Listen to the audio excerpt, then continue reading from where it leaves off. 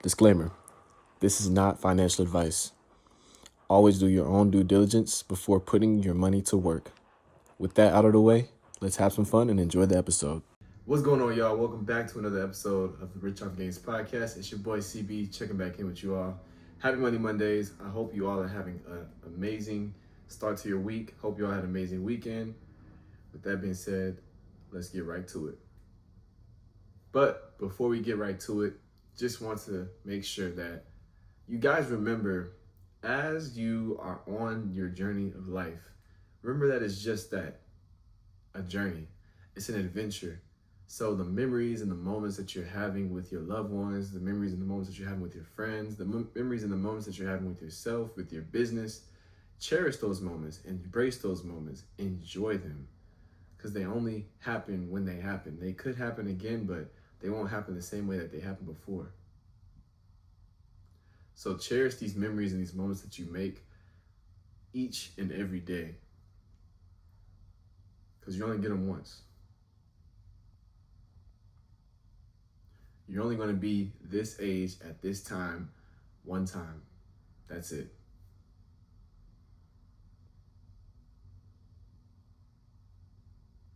Today I wanted to discuss a few different ways you can sustain your success.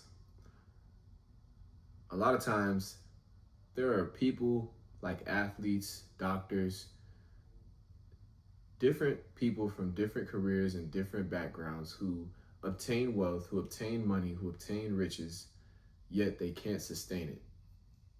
So I want to talk about a few different ways you can sustain that, and how you can sustain these things are by using things to your advantage that you can leverage. So here are 5 things that you can leverage in order to sustain success. Starting out with number 1, we have leveraging your time. Now we all know we only get 24 hours a day. So within those 24 hours, the things that we're creating and putting in motion are what's going to give us the results that we seek on the flip side. But what if you used your time to get back more of your time by creating systems and workflows to help replace you from putting in your own time to it doing it on its own? That would be a great way to leverage your time and to get back more of your time so that you can do other things with your time.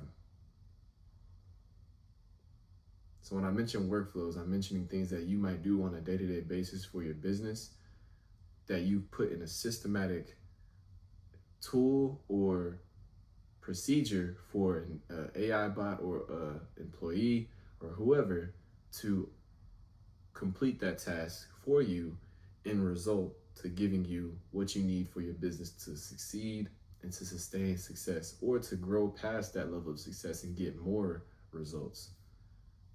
So leveraging your time by doing these kind of things are ways to help you get back more of your time.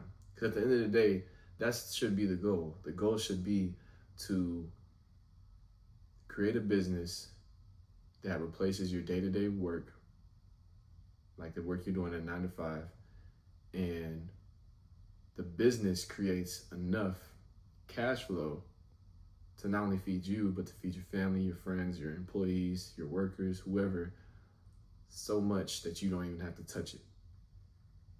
That's the goal.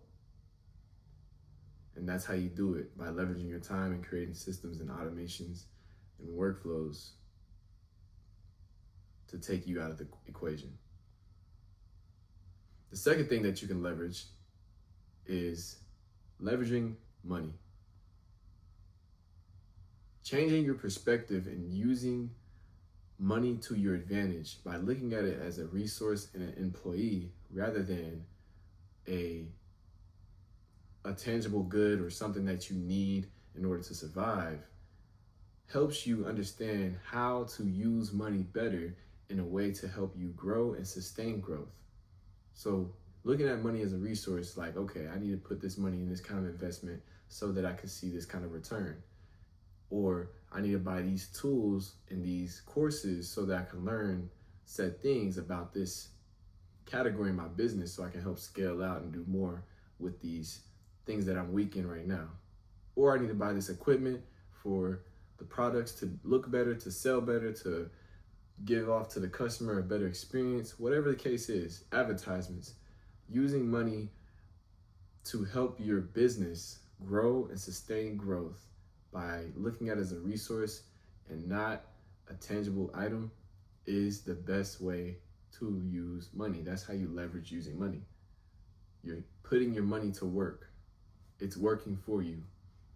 You're not working for the money. The money's working for you. Changing that perspective about how money is perceived and how you consume and use money will help you leverage and grow within your business, within your life, within your family, whatever the case is. It'll help you sustain a better way of living rather than working till you can't work anymore, feet hurt, back hurt, shoulders hurt, arms hurt, because you've been working so hard and trying to make $1. Your goal should not be to wake up, go to work, come home, go to sleep, wake up, go home, wake up, go to work, come home, go to sleep. That should not be the goal. Your goal should be to live to thrive, not live to survive. Because a lot of people in this world are living to survive. They're living to just meet ends meet, pay the bills, buy enough food to eat and survive, and go into the next week, go into the next month, hoping to do the same thing over again. That's not what we're here for. We're not here to just live in survival mode. We're here to thrive and live in abundant lifestyles. So we have to adapt and understand that our minds are meant for way more than just waking up and going to work.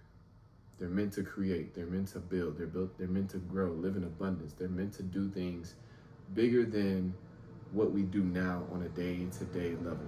So leveraging your money is the second thing you can leverage in order to see growth. The third thing you can leverage are your skills.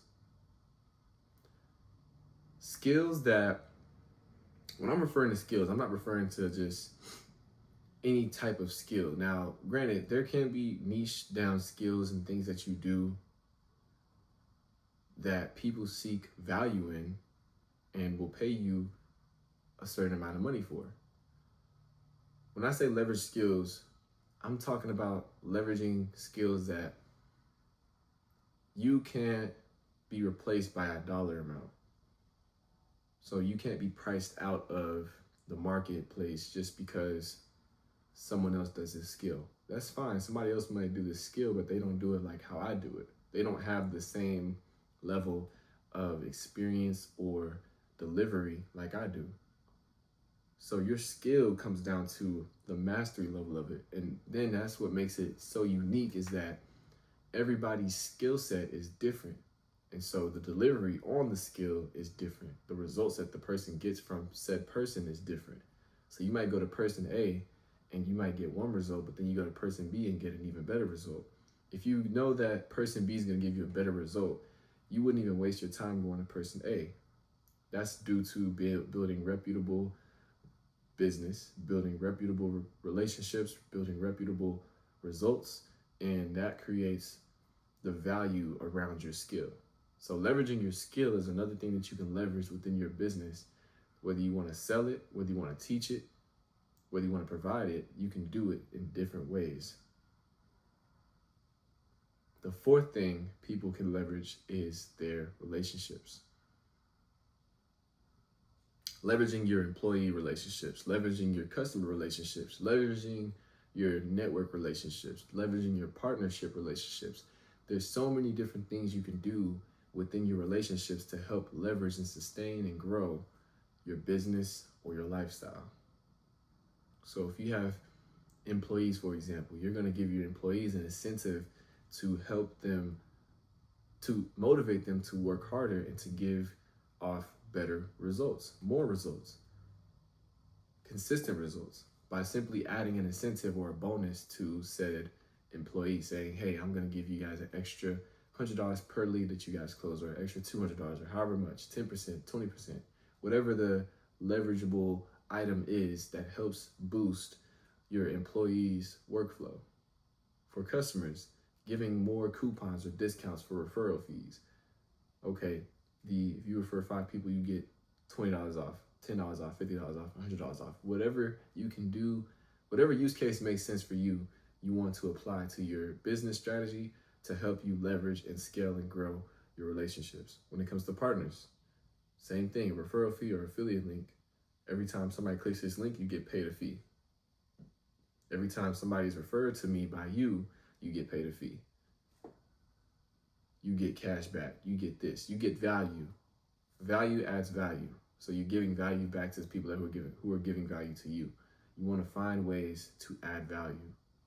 That's how you leverage your relationships. All of these things are just simply inputting value into the equation and creating more value. That's the goal to leverage. When you leverage something, you want to do value plus value equals more value. That's it. There's no taking away from the leverage. You add to leveraging something is going to help you add to it.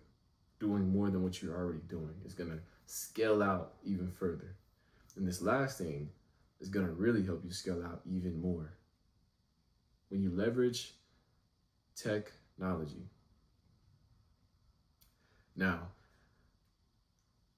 a lot of people, which we'll talk about here shortly, are missing out on the opportunity of leveraging and using technology to their advantage, specifically AI.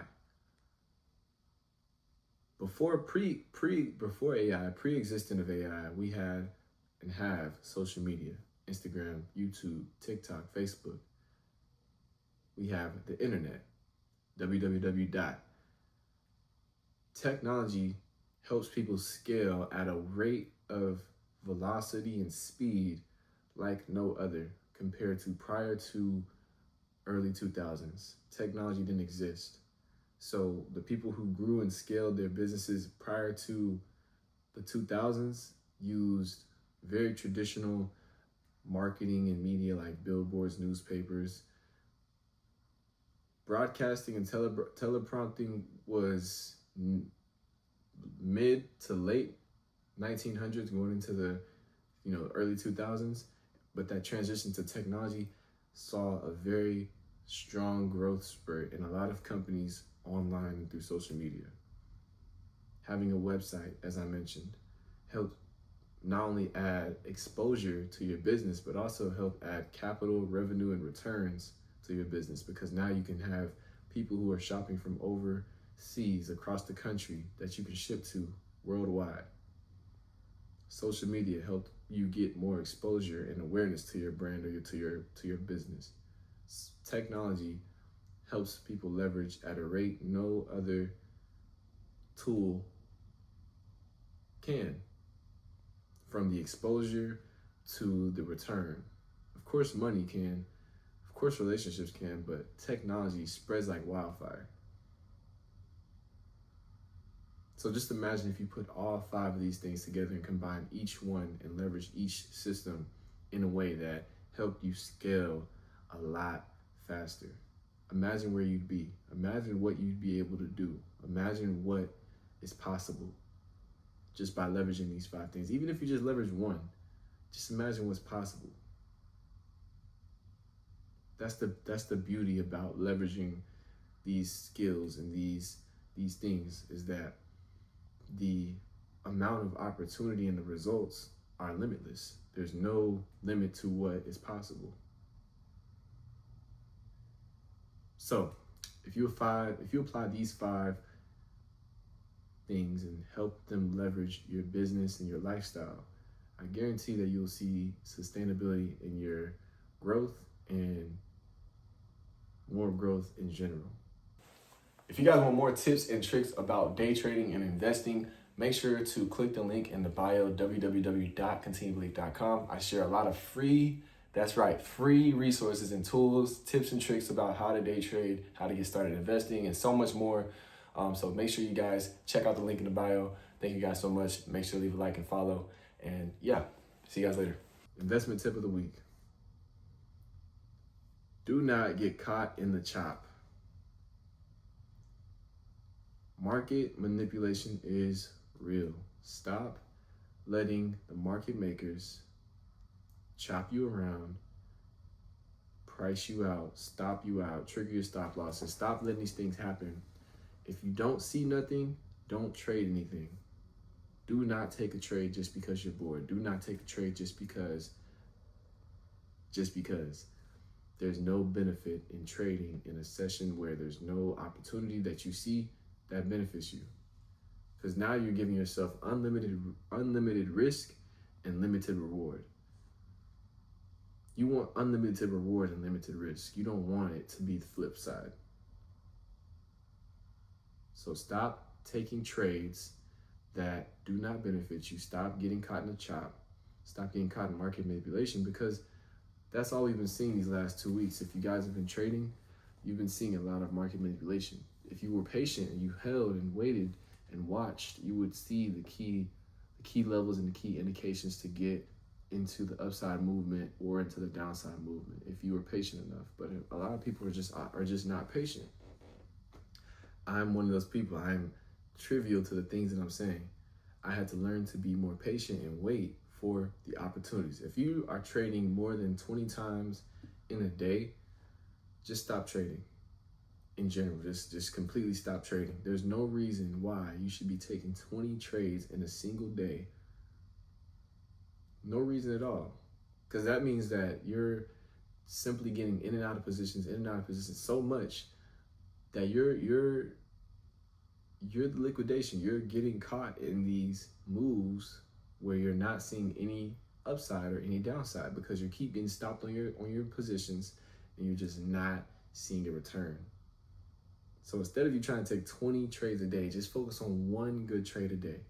And I promise you see way better results. Because that one trade a day is gonna now limit you to the amount of money you're losing and limit you to also the amount of money you're making. So you'll see a more consistent result compared to taking 20 trades a day. 20 trades a day is gonna make you lose more money than you think. So if you're not seeing any money in the market right now, you just need to simply focus on quality over quantity and taking one simple trade a day. Win, lose, or draw, one trade, that's it, walk away. Move on to the next. Doesn't matter how long it takes. You trying to rush the process is what's holding you back from seeing the results you want to see. Crazy thing about that. I was there once. I was rushing the process so much that I kept delaying the process further and further simply due to the fact that I was being impatient. You have to be patient. You have to wait and you have to work through the fire and work through the process of things not working long enough in order for you to see the results. If not, then you just won't see the results. If you give up before then, you won't see the results. But if you stick through it, you'll possibly see the results. And I say possibly because it's never guaranteed. Nothing's guaranteed. You just have to show up consistently. That's the goal. But don't show up during a chop. If you see chop, run away. Look the opposite way, lock your account, do whatever you gotta do to not take the trade. Don't take the trade. It's not worth it. Learn from my mistakes. Give you guys game. Now let's talk about AI, because a lot of people are missing the opportunity that AI is presenting all of us. We're in a very pivotal time in history, and it's important that we learn to adapt and use AI in our everyday lifestyle, everyday business, everyday habits. We learn how AI can help us better use our time, and not only better use our time, but buy back our time, because time is the most valuable thing. Whether we know that or not, time is the most valuable thing because you can't get it back. You don't get back the same minute that you just had, the same 10 minutes you just had, 30 minutes you just had, hour, 2 hours. You don't get that back. So why not use something that can help automate and create for you without you doing anything at all, except for typing up a prompt and saying what your idea is, and having it create the thing. Why not? Why would you not want that and not have to go through the process of creating it yourself, trial and error, rough drafts, all these different things? Why not just have AI do it?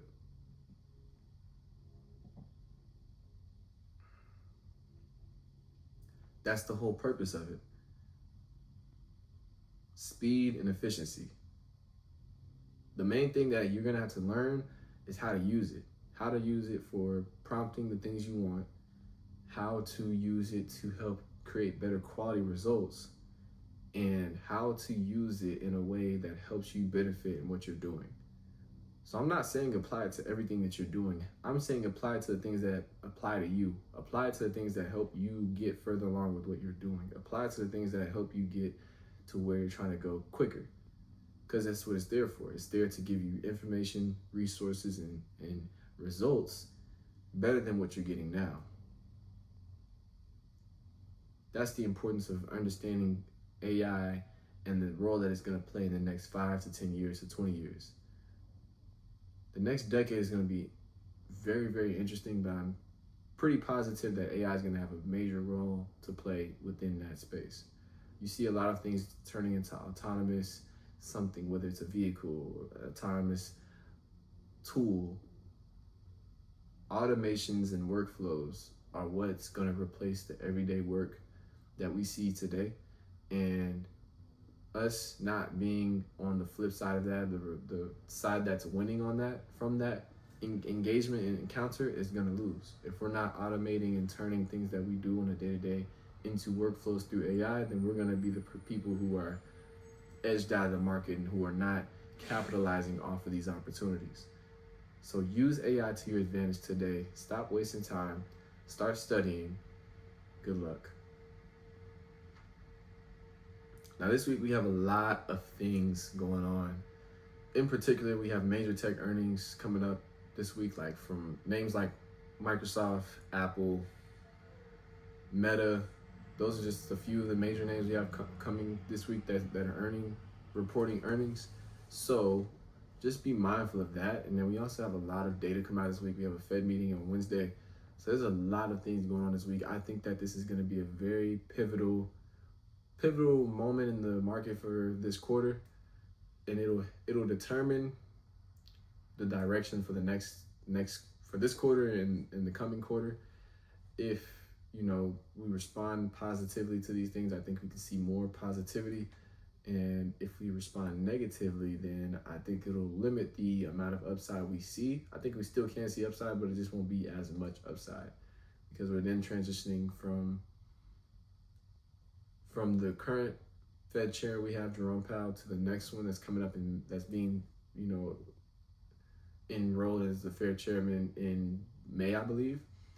And so that's going to be very interesting to see how that transition is happening. But if we don't come into that transition with positive momentum like we've been seeing, then I think that it will limit the amount of upside we see. So I just want to kind of keep an eye out for Microsoft, Apple, how those names are reporting, because we haven't seen too much movement from Apple. Microsoft had a pretty aggressive sell-off towards the opening of the year, and since then we've slightly recovered. So if we see continuation in Microsoft, that'd be great. I love where Microsoft's at right now. I definitely think that it has room to run. As for Apple, I think that the transition with the CEO just happened last week. That's pretty timely. So we're in a pretty interesting space with tech, to see the major tech names, at least, to see where they pivot to next. Meta's been pretty slow as well. So who knows? I think that it's a very interesting time. Like I said, I think it'll definitely set the foundation and the laying grounds for our takeoff strip, like our takeoff strip for the pretty much, I'm using the metaphor, trying to say that, for us to take off, this will be a good foundation to lay. We've been seeing semiconductors run up like crazy. AMD's been doing insane. NVIDIA's starting to wake up. SanDisk has been doing really well. WDC, I think that's another. Those two are also reporting this week. SanDisk broke $1,000, which is insane. There was multiple times when I looked at that stock wanting to buy options, but I never thought about buying shares. And that's a very strong memory company who's been going absolutely berserk and has ran up like crazy in these last 6 months. You know, from last year being at $30 to this year being at 1,000, it just broke 1,000 this today. That's pretty crazy. And I'm upset I did not capitalize off any of that at all. That's unfortunate. And that's the thing about stocks. You want to, even when you watch something, you want to really be invested into from the investment side. When it comes to investing, I always want to know what I'm buying. I don't want to just invest into anything. So I know what I've bought and I understand what it is enough to have shares of the company. SanDisk, I understood what it was. I knew it was memory. I didn't think it was as, I don't know. I don't know what I was thinking. I just didn't buy it. Honestly, I'm not going to say I didn't think it was as valuable because I definitely did think it was valuable. I don't know what I was thinking. I just didn't buy it. And so, yeah, here we are. But on the next one, I definitely will be keeping an eye out for possible runners and possible runner-ups that can have crazy upside, like similar to SanDisk. I don't know if it'll be exactly like SanDisk, but something similar, and just kind of seeing where the next phase of this AI space is at, because that's a very strong contender in AI, and that's why we've seen the demand around that company go up as much as it has. So, you know, that's pretty interesting to see. And as I mentioned, once again, the Apple CEO Tim Cook stepped down and transitioned to being a chairman, and there's a new CEO around Apple now. So is this a transition from the old regime going into the new era of a new Mac 7 or a new regime? Like I said, semiconductors have been running like crazy, and we're in a very interesting time. I think that semiconductors haven't been idolized as much as names like Microsoft, names like Apple. And so with AI's role improving and showing more and more relevance and the value of it and how people are making money from it it's starting to show, I think that they're just getting more recognition for that now. I don't know. I can't say that it's indefinitely a transition shift and from a regime change from it being the Mac 7 of, you know, Apple, Meta, Google, Tesla, and those names. I think that a lot of the names are still there. I don't know if Apple will stay. Obviously, Apple's still Apple at the end of the day. The systems that they have in place are still there. Only thing that this new CEO can do is make things worse. Is just simply not do what's been done. You know, not keep what's going on continuing, and then him trying to add to it brings Apple down from a value standpoint. That would be the only thing I could see him doing to make Apple look bad. But if he does what he's supposed to, I think that Apple can still be considered one of the top dogs. And I mean, from a value standpoint, it is still one of the top dogs. So it's not like it's just going to go away overnight. I don't think that's the case. But I do think that there are a lot of companies who are starting to bubble even more and become more and more relevant. It's just going to come with time to see how their market caps and their value increases. Obviously, we have NVIDIA and Google at the top, Microsoft as well. Those like the top 4, including Apple. So it's just going to be a very interesting thing to see the transition and how we respond to all these different things happening right now. And I'll just say keep an eye out for what else can help benefit AI and the growth of AI. What other systems and resources are needed for AI's development and the benefit of AI to continue to grow. That will be the next big investment, in my opinion, because memory wasn't important until it was. And once it was important, people who were already positioned in it benefited a lot. So that's how I feel about SanDisk and like WDC, Micron, all these different names. They're memory names who have been around and been in the market. Well, SanDisk hasn't been in the market that long, but Micron has.